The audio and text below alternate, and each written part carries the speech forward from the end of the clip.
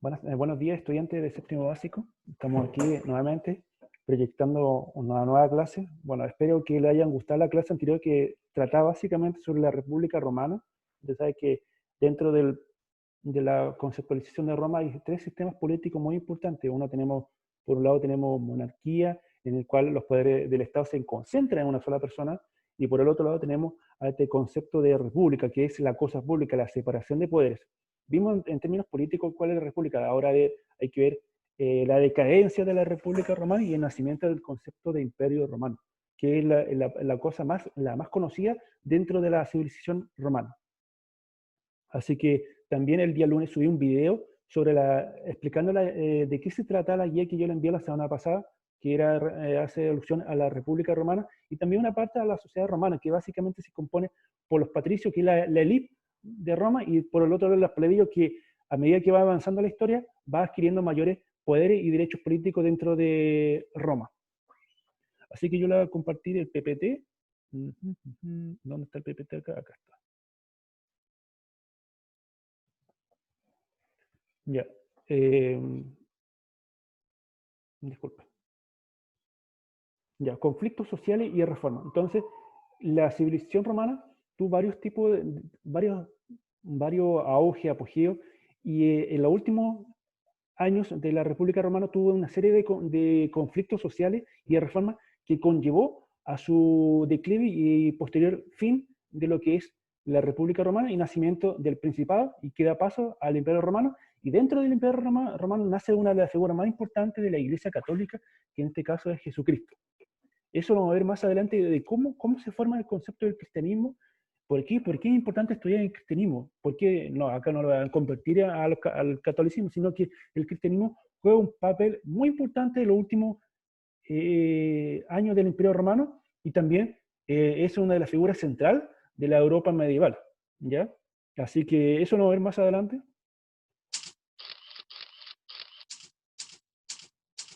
Ya, acá dice, Roma era una poderosa y rica, pero los beneficios políticos y económicos siempre eran para los patricios. Es decir, dentro de la sociedad romana hay que tener en cuenta que hay dos clases sociales muy importantes. Por un lado tenemos a los patricios, que es la gente elite, es gente que es senadores, gente que viene de la época monárquica o herencia de la monarquía. Por el otro lado tenemos los plebeyos, que es la clase desvalorizada, que no tiene ningún poder político, que no tiene derecho, entonces es el bajo pueblo. Sin embargo, a medida que va pasando el tiempo, va conquistando poder político y derechos. Es así que los plebeyos comenzaron a protestar a través de un partido político, el Partido Popular. Disculpa, acá no se ve mucho. En el que se destacaron los hermanos Graco. En sí, tenemos dos hermanos, los hermanos Graco, Tiberio Graco y Graco. Disculpe, los hermanos Graco. Estos hermanos hicieron diferentes reformas para poder favorecer a los plebeyos. Entre el año 134 y 121 a.C., los hermanos Graco lograron muchas mejoras para la vida de los plebeyos. Uno, recibieron tierra para trabajar. Se limitó la cantidad de tierras que podían poseer los patricios para que todos no fueran de ellos.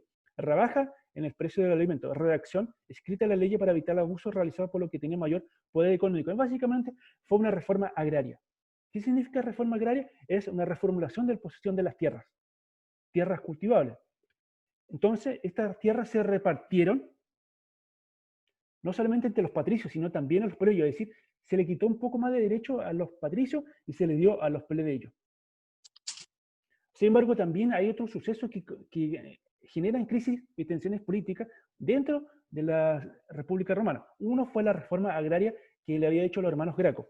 Por el otro lado tenemos a la revolución de los esclavos, ¿ya? Sabemos que tenemos a los patricios, los plebeyos, y el tercer estamento social son los esclavos, que básicamente no tienen ningún derecho político ni social, ¿ya? Y pasa a ser más como objeto de posición para poder ascender los patricios. Por ejemplo, los conflictos sociales no se dieron solamente en la ciudad de Roma. En sus conquistas fueron ayudados por algunos otros pueblos, sus aliados, pero sus habitantes no tenían los derechos políticos que sí tenían los ciudadanos romanos. Es decir, por ejemplo, si ellos habían conquistado Grecia y pasó a ser una provincia romana, esas personas no tienen los mismos derechos que tienen los ciudadanos romanos, ¿ya? Son personas relegadas a una segunda categoría dentro de la República Romana. Lo mismo pasa en Egipto. Egipto ya en la última época pasa a ser una provincia romana. Tenemos Macedonia, España, entre otros. Esto provocó rebeliones y los romanos tomaron una determinación histórica, nunca vista antes. Otorgaron derecho de ciudadanía a quienes lo solicitaran, aunque no hubieran nacido en Roma. Es decir, debido a este problema, este conflicto social entre romanos y no romanos, los republicanos comenzaron a darle ciudadanía a todas las personas que lo solicitaban. Es lo mismo que lo mismo que las personas que nacen en Chile, es decir, que son padres extranjeros, pero los hijos nacen en Chile, le dan ciudadanía chilena. O personas que vienen del extranjero y tienen cierta cantidad de años, ellos piden la visa o la nacionalidad chilena. Es lo mismo que pasa acá. Las personas extranjeras que no habían nacido en Roma, comenzaron a solicitar el concepto de ciudadanía. También se revelaron los esclavos. Desde el 136 a.C., el más poderoso fue Espartaco, entre el 73 y el 71 a.C., pero no lograron mejoras en su vida, en su muy pesada forma de vida. Los esclavos, Espartaco era un esclavo, pero era un gladiador, que significa gladiador, que se combatía en las arenas de gladiadores. Se enfrentaba unos con otros, se enfrentaba con animales de gran fuerza, por ejemplo, los tigres, leones. Eso era los gladiadores. Era básicamente para entretener a la ciudadanía y a la plebe, ¿ya? Y dejarlos contentos. ¿Por qué? Porque una de las estructuras más importantes que tiene Roma es el Coliseo Romano. El Coliseo Romano fue un lugar de entretenimiento, donde se enfrentaban los gladiadores con otros gladiadores de otras latitudes de la civilización romana. Por ejemplo, está lo más conocido, los galos. Los galos hacen referencia básicamente a Francia y a otros más. Volviendo a la ciudad de Roma, allí comenzaron a producirse enfrentamientos políticos muy duros entre los jefes militares, que habían adquirido mucho poder por las conquistas. Entre ellos están los personajes más importantes, tenemos a Pompeyo, Julio César, Marco Antonio y Octavio. Este último tomó el gobierno de Roma en el año 29 a.C. y comenzó a recibir más cargos como el imperator, mandaba a todos los ejércitos, príncipes, primer ciudadano, pontífice máximo, dirigía la religión. Acá hay un concepto muy importante, el concepto de pontífice máximo. Pontífice hace referencia actualmente al Papa. El Papa es el pontífice máximo que hay dentro de la Iglesia Católica. Es el vicario de Cristo, entre otras cosas. Por todo el poder que tenía, era conocido como el nombre de Augusto, persona sagrada. Entonces, en la última época, la República Romana, en vez de tener dos cónsules, se transformaba en un concepto que se llama triunvirato. Triunvirato es el poder decidir en tres personas. Tenemos, por ejemplo, en una época tuvimos a Pompeyo, a Julio César y a Marco Antonio, entre otros. Octavio, igual, que fue un hijo político de Julio César. Como le dice acá, el triunvirato hacia el año 121 a.C., República Romana se vio enfrentada en cruentas guerras civiles por el poder que terminó con la conformación del triunvirato. Es decir, aparte de tener poderes, conflictos en otras latitudes y conflicto interno, también hay una guerra civil por el poder político. Y esto conllevó a la creación de dos triunviratos. El primer triunvirato duró 60 años, conformado por Julio César, Pompeyo Magno y Licinio Craso. Por el otro lado tenemos un segundo triunvirato conformado en el año 43 a.C. por Marco Antonio, Octavio, hijo adoptivo de César, o hijo político, y Emilio Lépido. ¿Ya? Eso se repartió en el poder político dentro de la República Romana. Y eso conllevó también al declive y al fin de la República Romana. Ya, pero el imperio lo ven un poco más adelante. La religión, los romanos eran politeístas. ¿Qué significa politeísta? La creencia de varios dioses. La civilización antigua tenía la creencia de tener muchos dioses y dioses más asociados a la naturaleza. Por ejemplo, en Grecia tenemos Zeus, dios del rayo, padre de todos los dioses. Tenemos a Eolos, que era dios del viento. Helios, que es dios del fuego.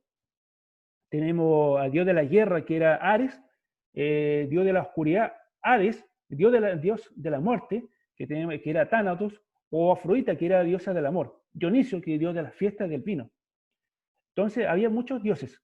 Y en Roma era lo mismo. Eran los mismos dioses que tenía Grecia, sin embargo le cambiaron el nombre. Por ejemplo, Poseidón, que era dios griego, y tenemos en Roma a Neptuno, disculpe, que era dios del mar, igual. O tenemos en un momento a Zeus, y en En Roma tenemos a Júpiter.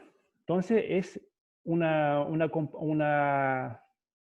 cambio de nombre nada más, pero en el fondo representa la misma conceptualización. Sin embargo, como le dije, hay un cambio de nombre entre Grecia y Roma.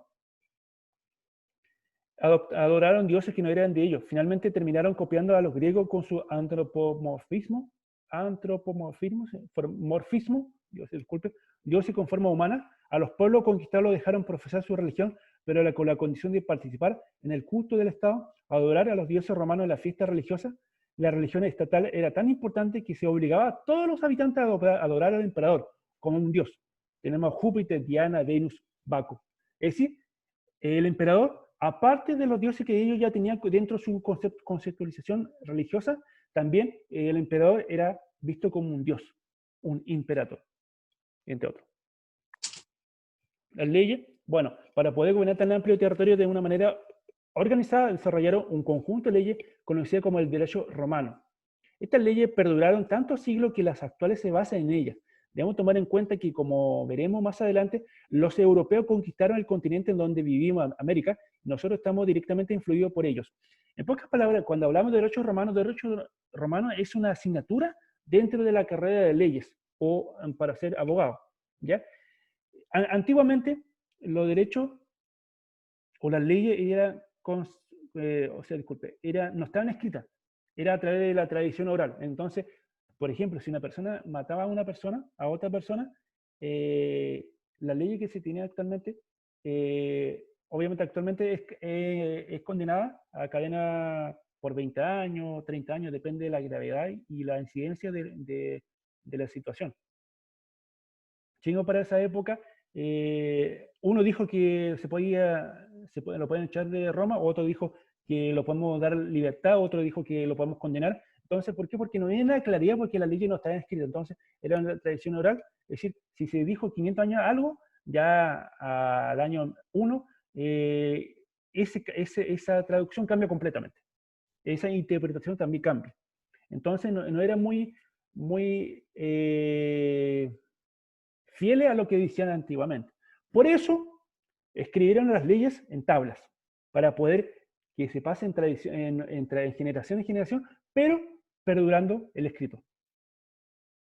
Como dije, la ley de las 12 tablas, contenidos generales, autoridad del padre, la mujer aparece privada de toda capacidad jurídica, era un delito grave el parricidio, creo que si no me equivoco, matar al padre, como lo que pasó ahora actualmente con la familia Argandoña, es lo mismo. Atentaron contra la propiedad. No se consideraba legal la muerte de un ladrón cogido infraganti. Cuando hablamos de cogido infraganti es cuando se encuentra en el acto. Es decir, encontramos a esa persona robando en el mismo instante. Solo en el caso que este sea un esclavo. Relación entre la gente. Las deudas eran sancionadas con multas. Los deudores insolventes podían ser vendidos como esclavos y se pagaba con un porcentaje del valor que la venta reportaba. Es decir, si la persona debía plata y no lo pagaba, la consecuencia era que era vendido como esclavo para poder pagar esa deuda. Y a la vez, esa persona perdía todos los derechos que él tenía en ese instante. Otras normas. Se castigaba con la pena capital al sentenciar a alguien mediante soborno. La cultura.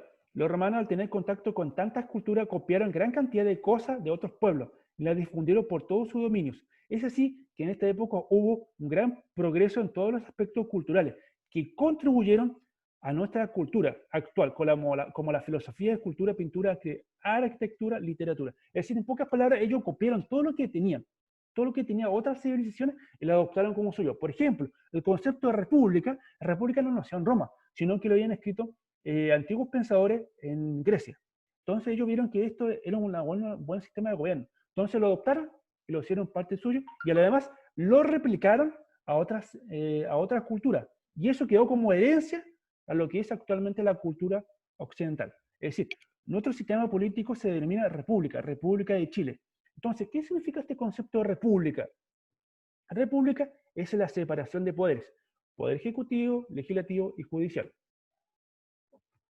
Para facilitar las comunicaciones entre tanto pueblos distintos como su propio idioma, impusieron como lengua oficial su propio idioma, el latín. Por ello, todos los pueblos que tienen idiomas que derivan del latín tienen características similares en lo que respecta a la lengua. El latín es lo previo a lo que es el español, que hay actualmente. Organización económica desde la llegada de los romanos a la península es un lugar de abastecimiento. Especialidades de Hispania dentro de la agricultura, el trigo, dentro de la minería, los metales. Cuando Hispania es romanizada, cuando hablamos de Hispania, hablamos actualmente de España. Entra en la órbita y se especializa. Se basó en la explotación de mano de obra de gente sin derecho, esclavos. En España circulaba la misma moneda que por todo el imperio. Con la moneda antigua se establecen correlaciones, pues el valor de una moneda era el de su peso en oro, plata o bronce. Base de la economía era la agricultura y la ganadería. Los romanos consideraban que la tierra formaba parte del ager, públicos, en su mayor parte propiedad del senado, a la que se desprendía como pago de determinadas personas que había hecho algo a este. Bueno, ahí tenemos grupos sociales. Patricio, que era lo más importante, era descendiente de los primeros o de los primitivos pobladores, era lo único admitido en el senado y también monopolizaban los altos cargos del Estado. La más elevada jerarquía de sacerdotes y la posesión de los terrenos públicos. Pero de ello provenía de la primitiva población conquistada y de los extranjeros que acudían a la ciudad, eran libres, pero carecían de influencia política. Estaban prohibido el matrimonio entre los individuos de una y otra clase. Ya. Periodo imperial. Durante la época imperial, los políticos militares estuvieron inclinados más a la constitución y a la conservación de las fronteras que a la expansión territorial. Solo algunos casos, la excepción como Britania y Dacia, incorporadas durante el Alto Imperio. Esto, lo que vemos acá en el video, es lo que es el imperio, o sea, disculpe, en la foto, la imagen, es lo que es el Imperio Romano, en su máximo esplendor. Conquistaron la zona de Lombardía, que es actualmente Inglaterra. La zona hispana, Portugal, una parte de África, que es básicamente el norte de África, la parte de Asia, Antioquía, Jerusalén, Bizancio, que es actualmente Turquía, la zona de Irán, Irak, Libia, entre otros. Lo que es Israel, Palestina,